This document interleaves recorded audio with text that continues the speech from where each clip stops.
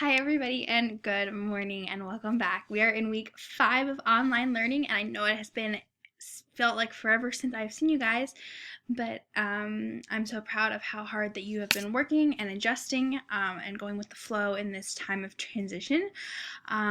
So our social studies joke of the day is, if you wear cowboy clothes, you're ranch dressing. Oh, man, I know you guys thought that joke was just as funny as I did. Today we're going to have a lesson on cowboy culture in the Texas cattle industry. So, we're going to kind of pick up after we left off at the end of the Reconstruction era, right? We talked about the Civil War, and then we talked about the era after the Civil War known as the Reconstruction. And now we're kind of getting into a specific culture, a specific part of our history that took place concurrently or at the same time as the Reconstruction era. So our TEAC today is 4.19.B, identify custom celebrations and traditions of various cultural groups. So our objective for today is the learner will identify 3 cultural aspects of cowboys in Texas history. So we're going to look at a cultural group known as Cowboys or Cowhands, and we're going to look at 3. We're going to look at more than 3, but your objective for the day is to identify 3 aspects of this cowboy culture in Texas history. Now, in order to kind of get the full scope or the whole story of what cowboys and cowhands were like, we also have to talk about the Texas cattle industry, because from this industry rose cowboy and Western culture. So, let's begin. So, cattle have a long history in our state. Spanish explorers and missionaries began to bring cattle to Texas in the 1600s. When Anglo-Americans settled in Texas after 1820, they also brought cattle. The Spanish and Anglo-American cattle mixed and became a new breed. This new breed, along with the contributions of some enterprising Texans, would spur the growth and development of the cattle industry in Texas. Ranching would soon become an important Texas industry. So, the 2 types of cattle mix and produce something new, the Texas Longhorn. It's easy to see how Longhorn cattle get their name. The tips of their long, curved horns were usually 6 feet apart. On some Longhorns, though, the horns could measure 8 feet across. Longhorn cattle are known for their strength. They have long legs and are able to roam for miles without water. These hardy cattle are not afraid of a fight either.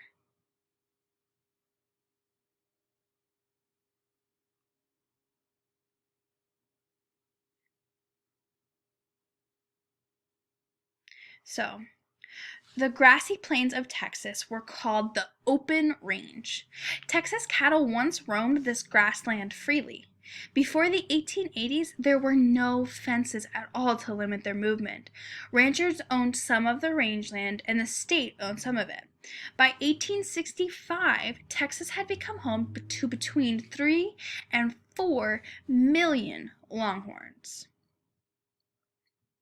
So the cattle industry developed and grew rapidly in Texas after the Civil War. Many new settlers brought their cattle with them. Others caught wild longhorns and formed herds. Texas ranchers began to mix other types of cattle with longhorns. Richard King was one of the new settlers who helped with the development and growth of this industry. Born in New York, King bought his first land in Texas in 1853. Over the years, he added more land, horses, and cattle. King showed that ranching could be a major industry. Today, the King Ranch, which is over 800,000 acres in size, is still in the cattle business. Lizzie Johnson was another well-known Texas rancher who contributed to the growth and development of the cattle industry. A good businesswoman, Johnson began buying land in the 1870s. She was also the first woman in Texas to drive her own cattle up the Chisholm Trail to Kansas with her own herd of cattle. The Chisholm Trail was one of the trails that ranchers used to take cattle up north, and we'll talk about them more in a little bit, but that's what the Chisholm Trail is. And you've probably heard of it before because now it's a highway here in Texas. So, in Texas, back then, ranchers could buy land from private owners or from the state. Ranchers could also let their cattle run on state land for free. But that was not as easy as it sounds. Different herds of cattle often mixed together on state land, and it was hard to tell which cattle belonged to which ranch. So ranchers began to brand their cattle. A brand is a design that's burned into the hide of the cow. So, cowhands, or cowboys, branded and tended the cattle. Some cowhands, called line riders, rode along the borders of a ranch to watch the cattle. In Texas, many cowhands were African American, Hispanic, or Native American. So, with that, spring and fall were the busy time on Texas ranches. That's when ranchers held roundups.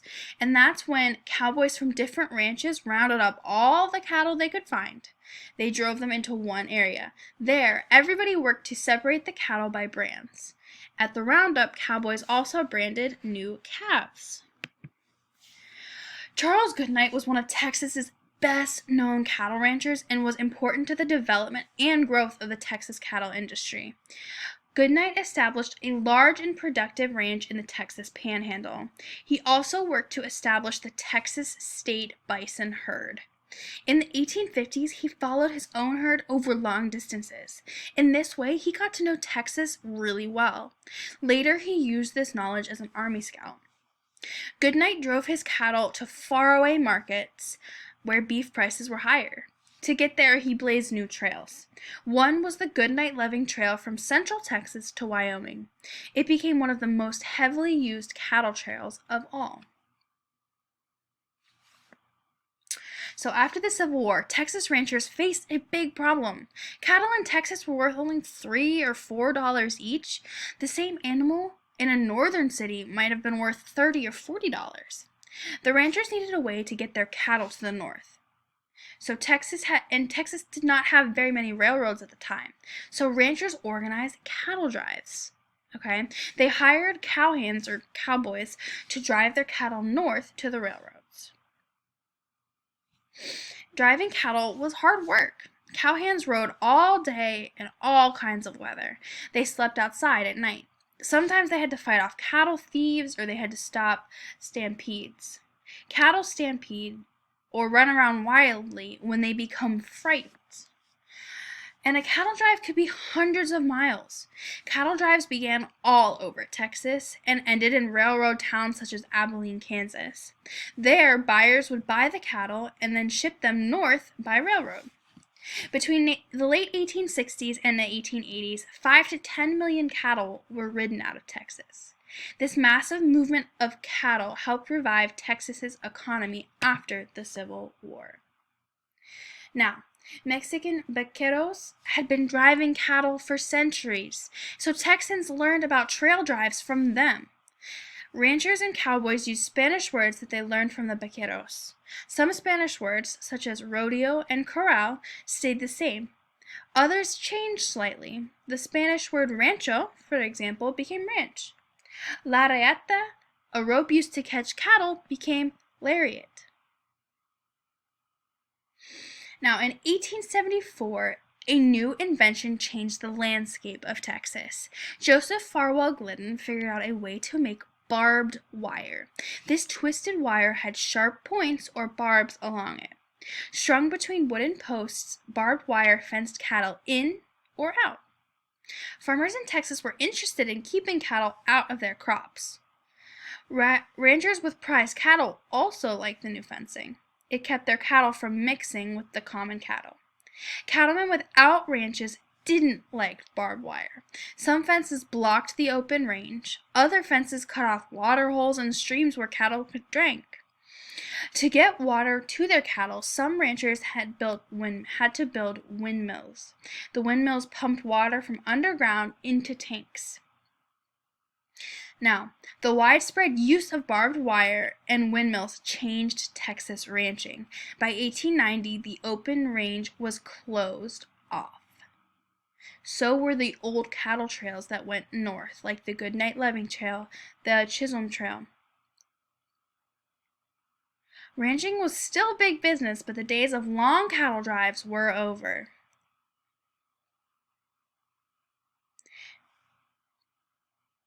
Now, the modification of the environment through the use of barbed wire fences helped farmers in Texas.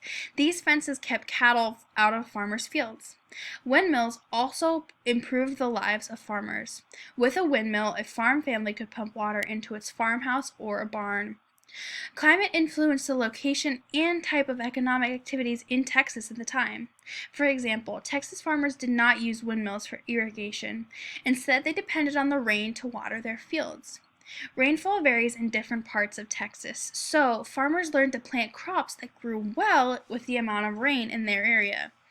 After the Civil War, some Texas farmers continued to earn their living providing goods such as cotton. Large landowners now rented small fields to tenant farmers.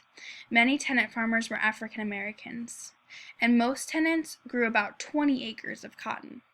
2/3 of each crop usually went to the landowner to pay for seeds, tools, supplies, and the rent. Many Texas farmers owned their land, though, however. Small farms ranged in size from 120 to 160 acres. These Texas farmers planted a little cotton or sugarcane as cash crops. Cash crops are sold for money. Small farmers also raised vegetables, fruit, hogs, and chickens for their own use. The number of farms in Texas rose rapidly in the late 1800s. Texas had about 61,000 farms in 1870. The number rose to 174,000 in 1880. By 1900, there were 350,000 farms.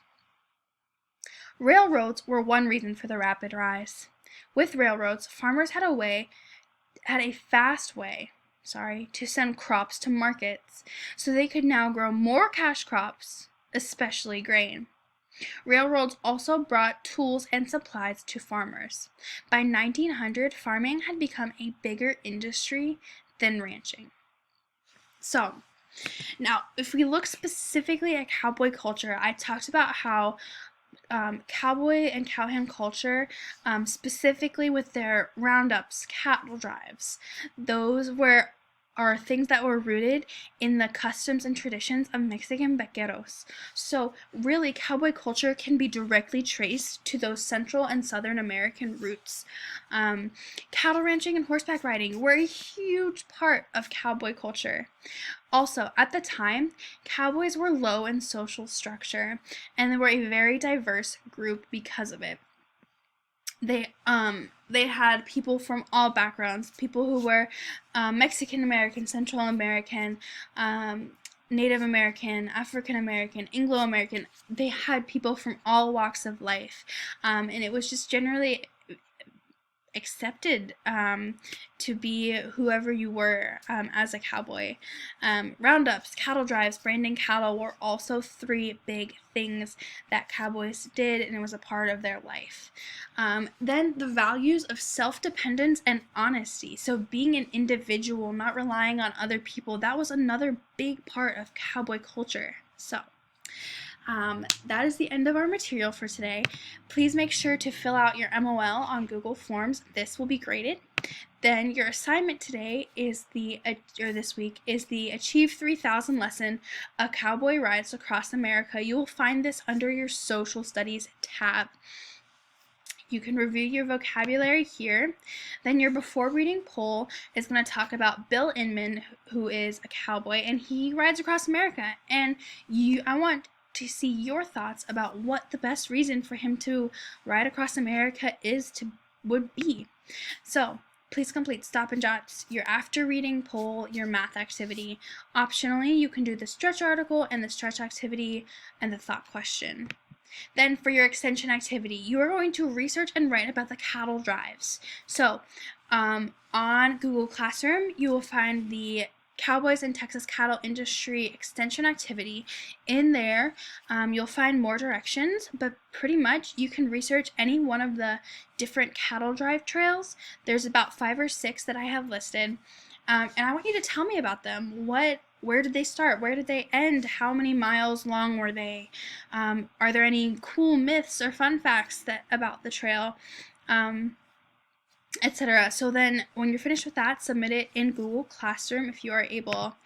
Alright guys, so our objective for today was to identify 3 customs or 3 cultural aspects of Cowboys in Texas history. So we talked about how they had values of self-dependence and honesty. We talked about how they did roundups, cattle drives, and branded cattle.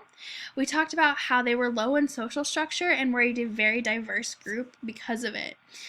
We also talked about how cattle ranching and horseback riding were really integral or kind of basically necessary parts of their cowboy culture. And last but not least, we talked about their Central and Southern American roots, especially when you looked at Mexican vaqueros. So knowing all those things, you guys are definitely able to identify those cultural aspects of cowboy culture. I hope you guys enjoy today's lesson, and I will see you next time. Bye.